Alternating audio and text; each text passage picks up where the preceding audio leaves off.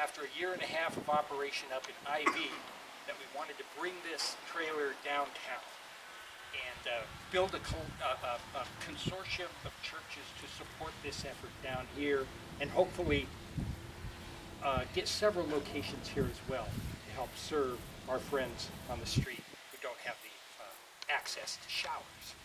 And I want to introduce you to, this is Marty Jenkins, our business manager. You already met Linda, who is the manager of the actual operation of this thing when we hit the ground and are serving people. And then this is Reverend Doug Miller. And Doug, I don't know, I always think you're like the heart and soul of this thing, from a retired First Baptist minister. He's co-founder and general manager. There we go. I knew he was a heart and soul. So anyway, Doug just has a few words he'd like to say first.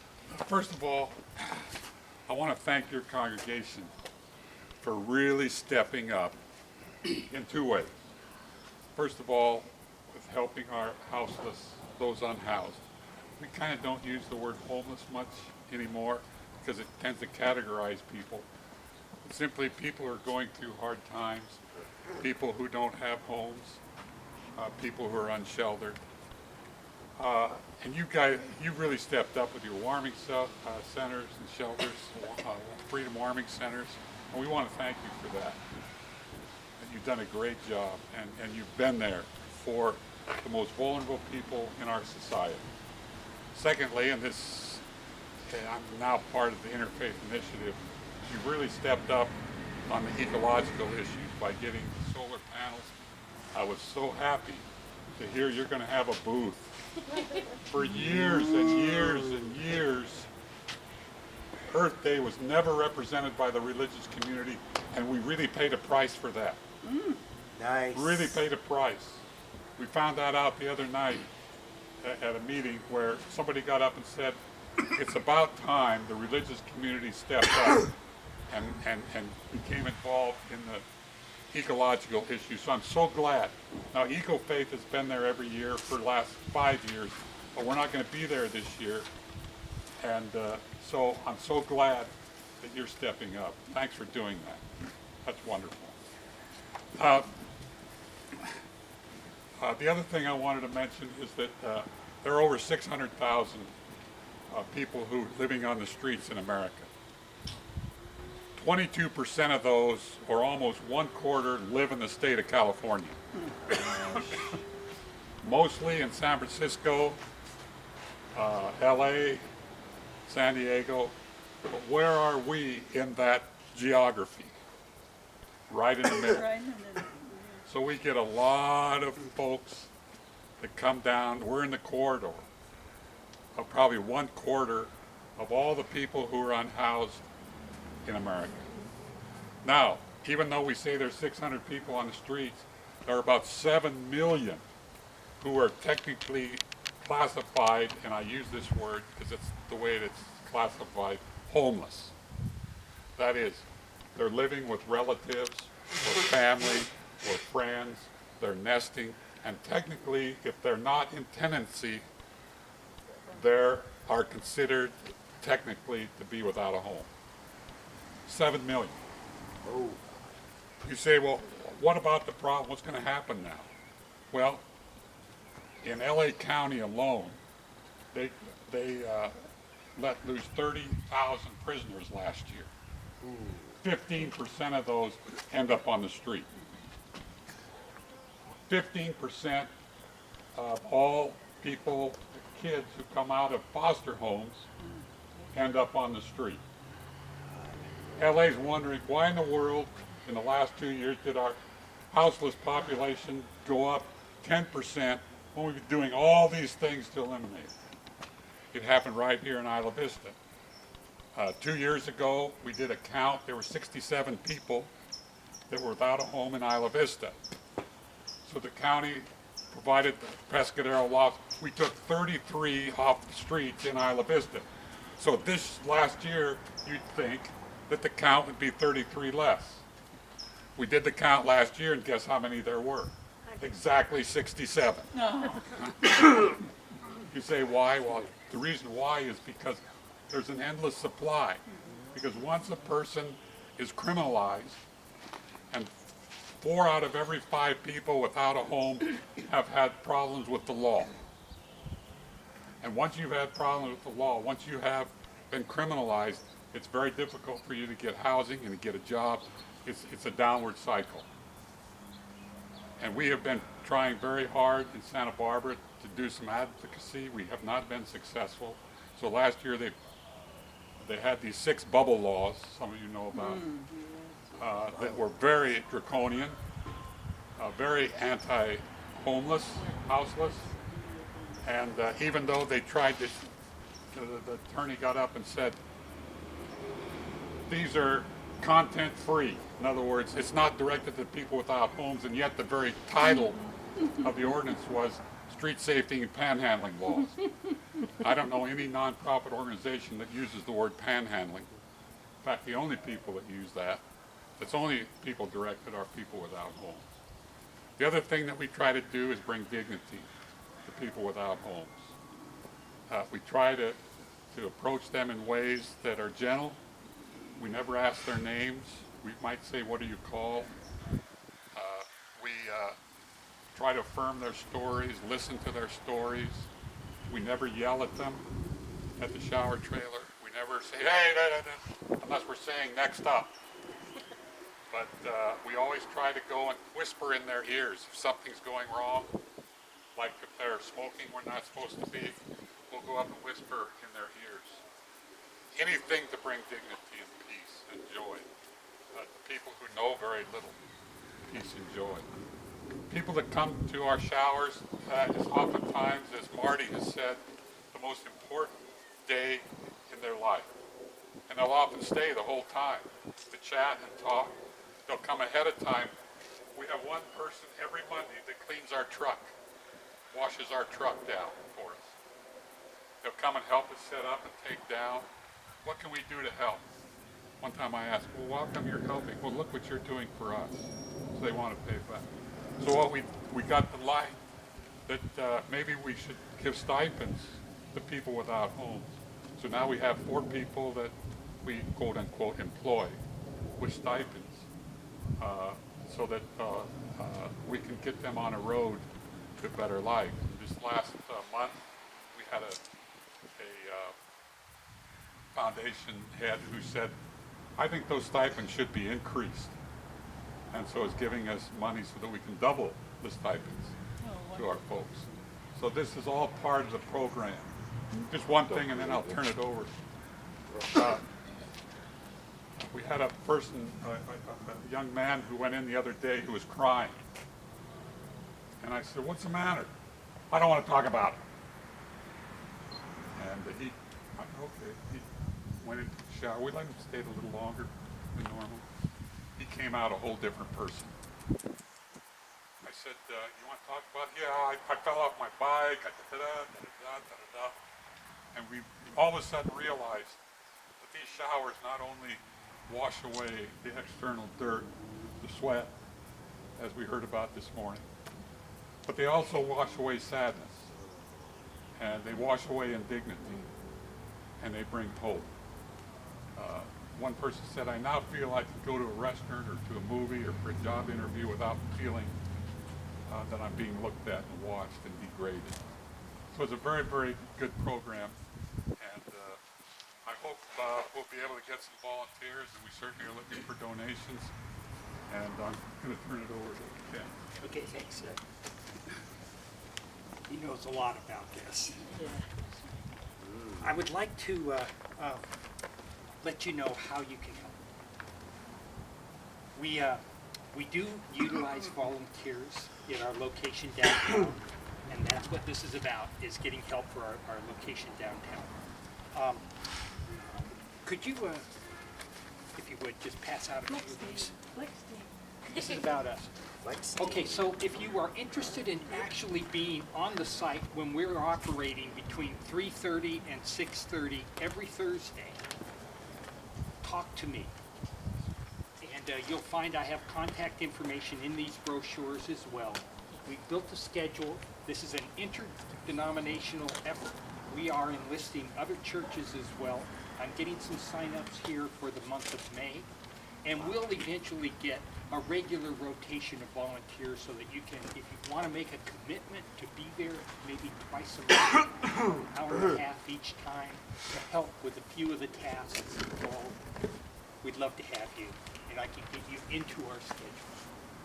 Wow. That's not the only way to help. We do need financial contributions. If you'd like to contribute, we have some envelopes here, or there's also information in that pamphlet where you can mail a contribution to help us out, keep this thing funded downtown. We Yes, have a fund that may be applied for. okay. If you would like to have the application, I'll have it sent. Absolutely. And my email is right there. We'll definitely follow up on that. Yeah, Doug was saying that churches who contribute 2,000 are actually official like sponsors. I thought, oh, maybe ours should be a sponsor. That's right.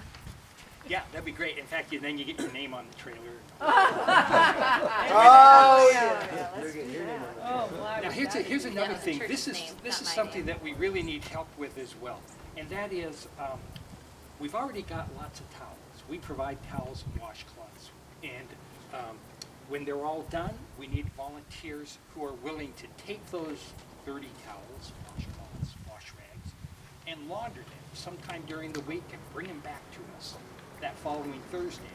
We have probably like 120 towels and washcloths, so we don't need more of those. But we do need help with the laundering. I can get you into, if someone's willing and interested, I can get you into the rotation on that, which is a neat thing to do for us.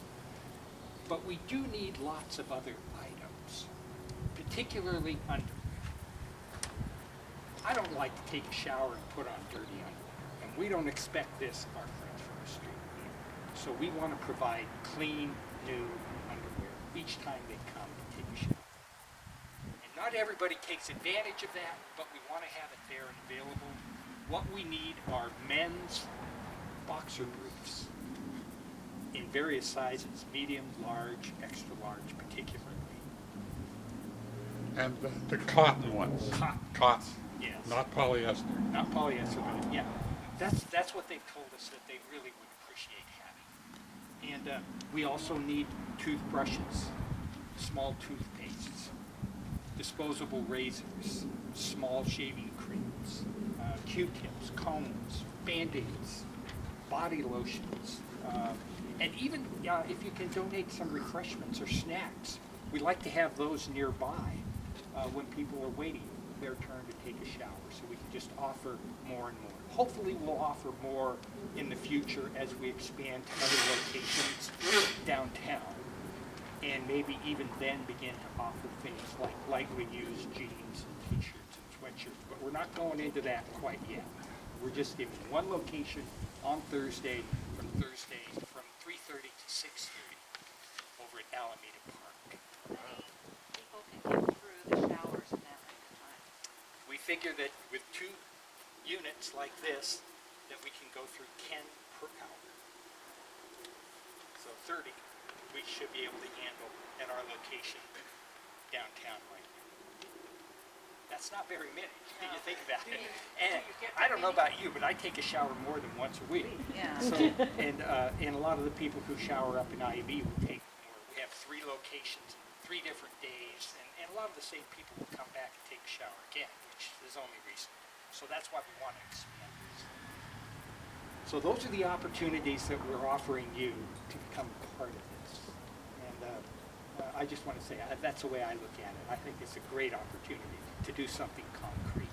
Do you have a and list help. of the things, the items you need?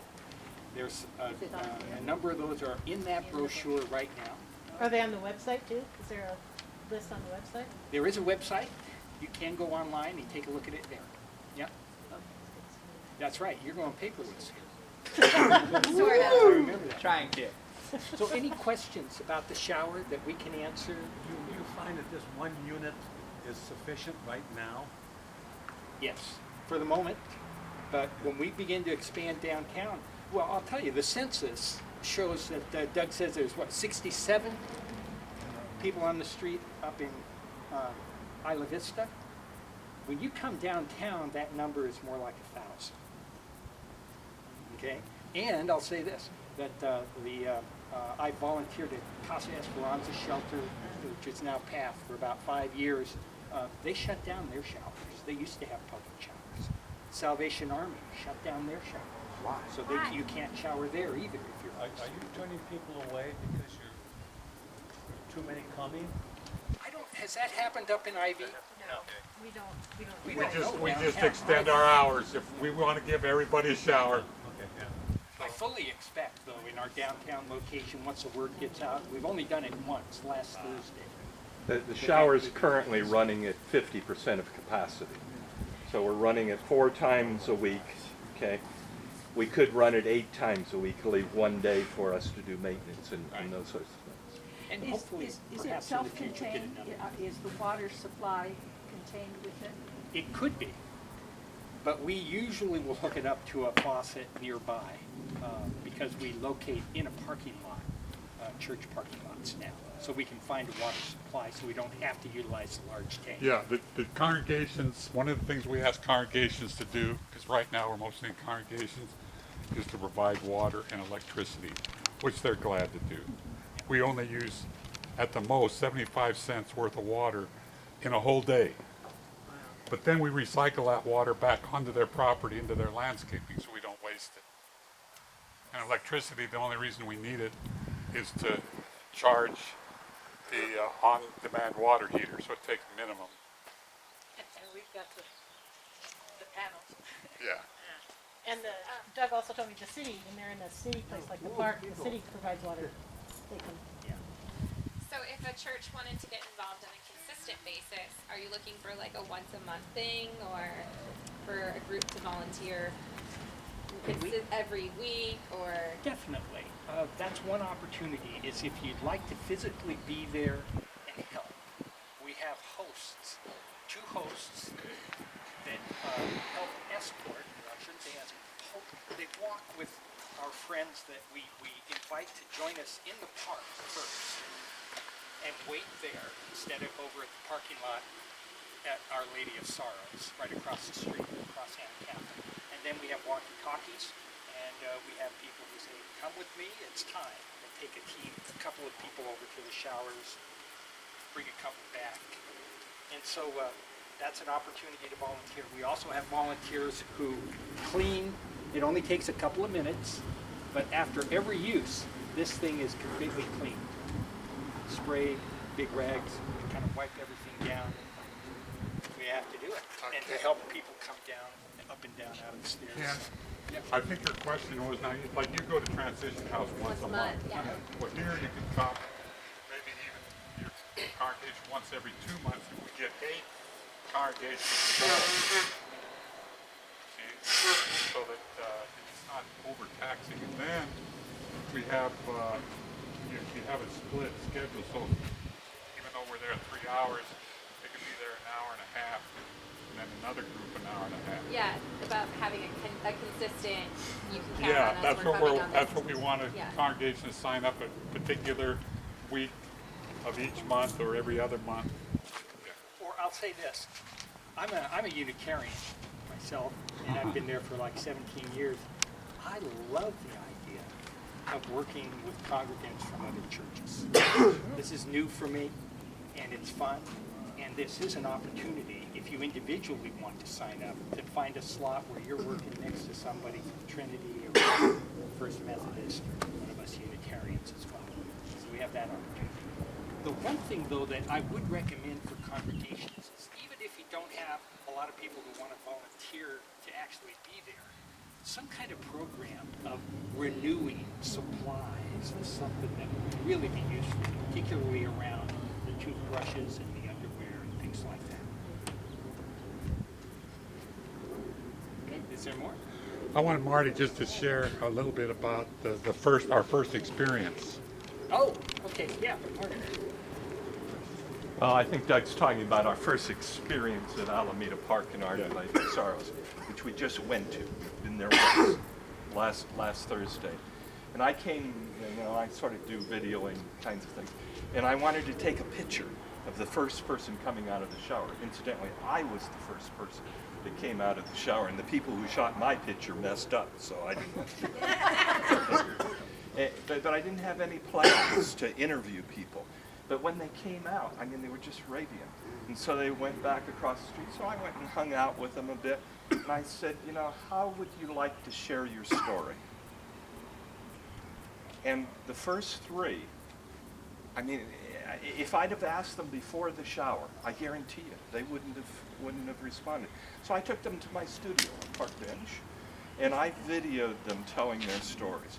And let me tell you, it was just such an incredible change that one experience had made in their life, and they loved being videoed and telling their story. So it's an amazingly fulfilling experience for us to see what a difference a friendly group in the shower can make in their lives. You'll feel it if you get involved. Okay, well, thank you so much. Hey Chuck. Again, two things. I was gonna say, if I were to help out, like, what would I be doing, like, as a blind individual? And I was gonna ask you, I wonder why the Salvation Army and one of the church turned off their showers, and can we get them to turn them on again? That's a great question about them shutting that off. And it's something I'm actually meeting with the executive director at Casa Esperanza next week to bring that issue up again. But it has to do with finances, plumbing expense. It's complicated. It's complicated. Wow. But I gotta say, quite honestly, I think that we should talk to find out a way that you can help out there. I don't think you'd probably be the guy that we'd have as a host bringing people across Anacapa Street, but we'd find something else. You know, kid, Unless I can get a guide to help me. They'll find something We- that we- I know way that you there can are other help. things we could do. Definitely. But there are things that would be great for him. Like, he can either pass out our towels to the clients or their guests, or the socks. Oh yeah. You know, Oh, yeah, that's yeah. something, a bucket of, we have it, kept it in a big Yeah. container, and he can just, things Oh, like that. yes. And be able to, and be friendly and start conversations. Oh and- yes. Yeah. Now, what can the conversations be? What's the limit? We'll quite a talker. We'll take you through training. No, I meant, You'll like, get what are trained. good? 'Cause I You'll wanna get do trained. good. Yeah, no, you'll get trained, but you'd be a good greeter. Okay. Pass it on. Hope I didn't make you learn how to do No. We'd love to You're have great. you. Just one more question. Yes. What's the ratio between men and women? Do you have mainly men coming, or you have? It is mainly men. What do you think the ratio is? Three quarters, 1 quarter. Yeah. Okay. Because we have the same thing in the warming center and other places. Yeah. Do women need feminine hygiene products? Yes. Yeah. It should be on that, is it on that list? Yeah, I did put women's things. You're gonna need. So we can bring anything. Yes. Do you know if they would want, like, prefer tampon versus We keep pads both. or? Because it's either or. So I keep both on stock for them. And combs and stuff are real important to the women, you know. And, We have a lotion. hair dryer. And we set up a mirror and a electric razor and have a hair dryer available for them right on the window of the truck. So we have a mirror so that they don't, if we have a lot of people that day, they don't take a lot of time in the shower, that they can come out and groom a little bit.